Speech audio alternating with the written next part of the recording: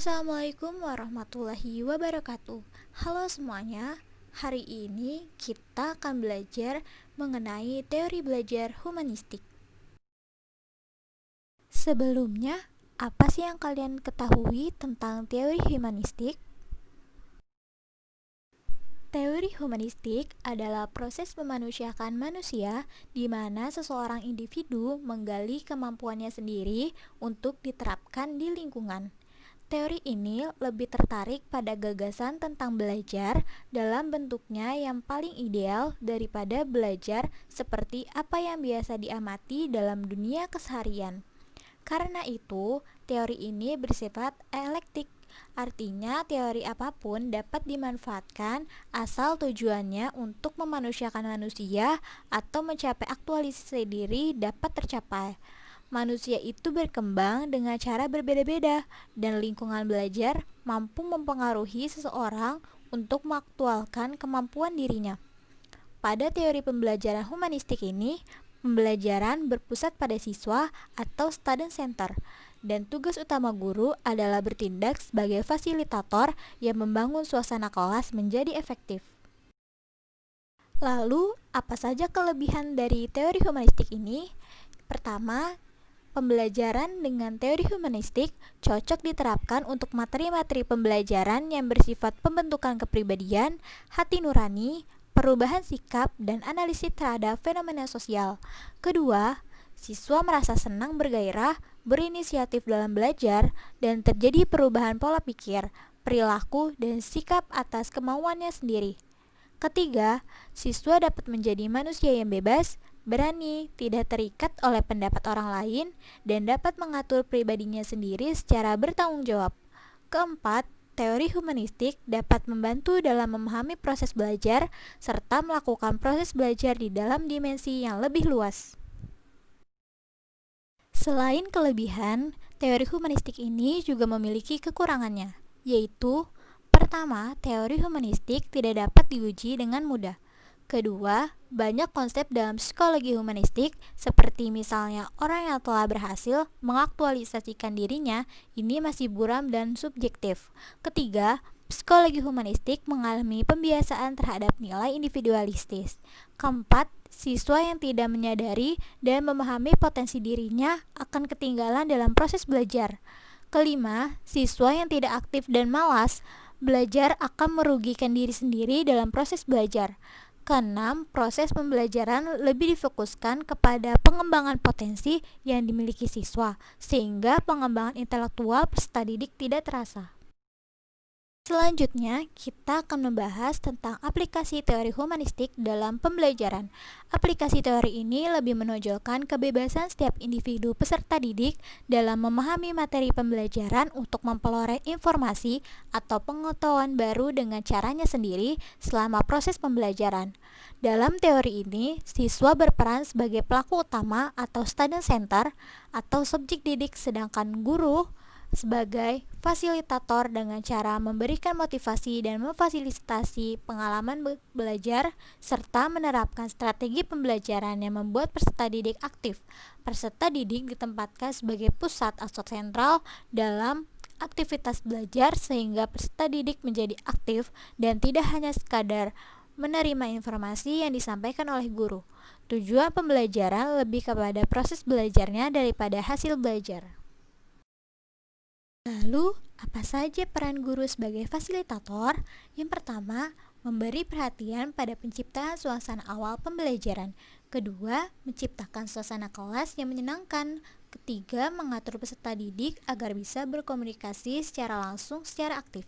Keempat, mencoba mengatur dan menyediakan sumber-sumber untuk belajar. Kelima, menempatkan diri sebagai suatu sumber yang fleksibel untuk dapat peserta didik. Keenam, menanggapi dengan baik ungkapan-ungkapan di dalam kelompok kelas.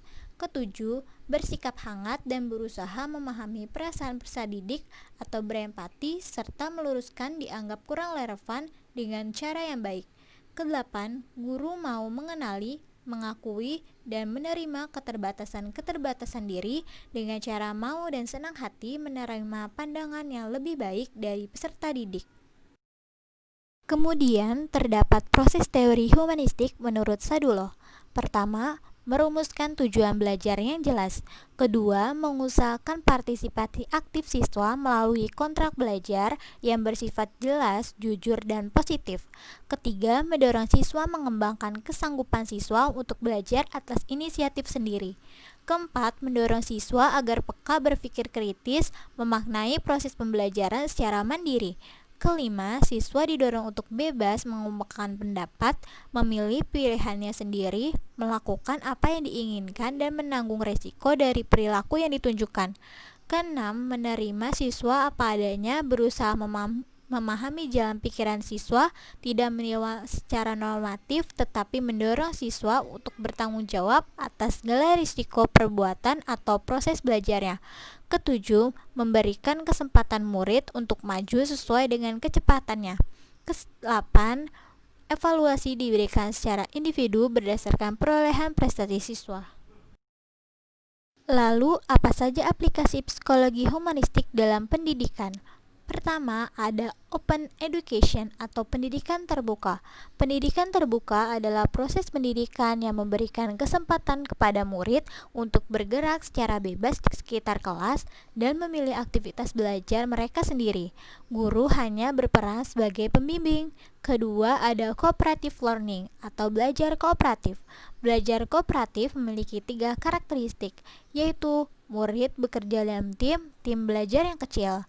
Murid didorong untuk saling membantu untuk mempelajari bahan yang bersifat akademik dan melakukannya secara berkelompok. Dan murid diberi imbalan atau hadiah atas dasar prestasi kelompok. Ketiga, ada independent learning atau pembelajaran mandiri. Pembelajaran mandiri adalah proses pembelajaran yang menuntut murid menjadi subjek yang harus merancang, mengatur, dan mengontrol kegiatan mereka sendiri secara bertanggung jawab. Keempat, ada Student Centered Learning atau belajar yang terpusat pada siswa. Student Centered Learning atau yang disingkat dengan SCL merupakan strategi pembelajaran yang menempatkan peserta didik secara aktif dan mandiri, serta bertanggung jawab atas pembelajaran yang telah dilakukan. Dengan adanya SCL ini diharapkan dapat mengembangkan keterampilan berpikir secara kritis. Kelima, ada Confluent Education Cooperative Learning, yaitu pendidikan yang memadukan atau mempertemukan pengalaman-pengalaman efektif dengan melakukan pembelajaran secara kognitif di dalam kelas. Hal ini merupakan cara yang tepat untuk melibatkan para siswa secara pribadi di dalam bahan pelajaran. Keenam, ada penentuan tujuan pembelajaran, yaitu pendidikan atau pembelajaran yang bisa diterapkan dengan menggunakan konsep dari psikologi humanistik ini. Mengingat semua orang memiliki potensi, maka tujuan ini akan diterapkan sesuai dengan bagaimana seseorang bisa belajar sesuai dengan kemampuannya. Ketujuh, ada pengidentifikasian kemampuan awal. Melalui aplikasi psikologi humanistik yang satu ini, saat seseorang akan belajar, maka ia akan diidentifikasikan terlebih dahulu kemampuan awalnya. Hal ini dianggap cukup penting sebab bagaimanapun kemampuan awal seseorang akan menjadi dasar untuk menilai seberapa tingkat kemampuannya dalam mengikuti proses pembelajaran nantinya. Kedelapan, ada pengidentifikasian topik sesuai dengan keinginan. Adapun kebutuhan untuk berkembang biasanya akan lebih didasarkan pada sebuah keinginan. Pada saat proses pembelajaran mengutamakan keinginan seseorang daripada target, maka proses pembelajaran bisa berjalan dengan lebih baik. Kesembilan, ada pelibatan siswa untuk aktif. Siswa yang dilibatkan untuk aktif adalah salah satu sistem penerapan atau aplikasi dari psikologi humanistik dalam berbagai pelajaran. Dengan melakukan atau menggunakan aplikasi atau sistem ini, maka kita bisa melihat atau memperhatikan bagaimana siswa yang telah antusias ketika kemampuannya dianggap sangat berguna dan sangat dihargai. Kesepuluh, ada experiential freedom, yaitu sebuah penerapan aplikasi yang memberikan penentuan hidup secara bebas sesuai dengan cara yang diinginkannya sendiri, tanpa adanya perasaan tertekan atau takut terhambat untuk menggeluti suatu pendidikan yang menurutnya lebih penting baginya. Individu seperti ini melihat banyaknya pilihan hidup dan merasa mampu mengerjakan apa yang ingin dikerjakan atau dilakukannya. Ke-11 ada organismic trusting, yaitu suatu penerapan penggunaan aplikasi dengan cara seseorang mengambil keputusan berdasarkan pengalaman organismiknya sendiri, mengerjakan atau melakukan apa yang menurutnya benar sebagai bukti dari kompeten pendidikan yang dimilikinya dan dapat digunakan sebagai faktor pembuatan keputusan dalam hidupnya. Ke-12 ada existential living, yaitu sebuah penerapan dari sistem aplikasi psikologi humanistik yang memiliki kecerundungan untuk hidup sepenuhnya dan semaksimal mungkin dalam mengisi setiap eksistensi dalam semua hal, terutama dalam hal pendidikan. Dengan menerapkan aplikasi psikologi yang satu ini, maka diharapkan seseorang dapat lebih fleksibel, adaptable, toleran, dan spontan. Dan yang terakhir ada openness to experience, yaitu sebuah penerapan aplikasi psikologi dengan beranggapan bahwa orang yang terbuka untuk mengalami mampu mendengar dirinya sendiri, merasakannya dengan dalam, baik secara emosional maupun kognitif, tanpa adanya perasaan terancam. Karena sifat keterbukaan tersebut dalam semua hal, terutama dalam hal pendidikan, sudah ada dalam dirinya. Sekian materi yang dapat kami sampaikan mengenai teori belajar humanistik. Semoga kalian semua dapat memahaminya dengan baik dan dapat diterapkan di proses pembelajaran. Terima kasih. Wassalamualaikum warahmatullahi wabarakatuh.